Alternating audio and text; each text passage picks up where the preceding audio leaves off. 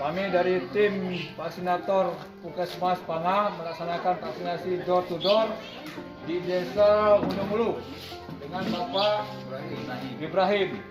Tim vaksinator dihadiri oleh Ibu Kapus, didampingi oleh Dr. Ferdian.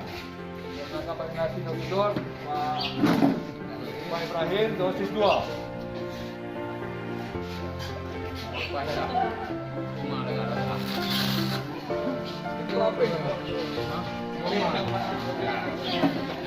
Ini penting kedua.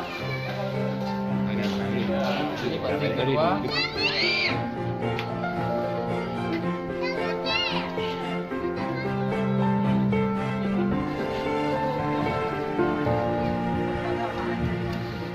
Dia jago maju. Kat beli jod-jod dia kan.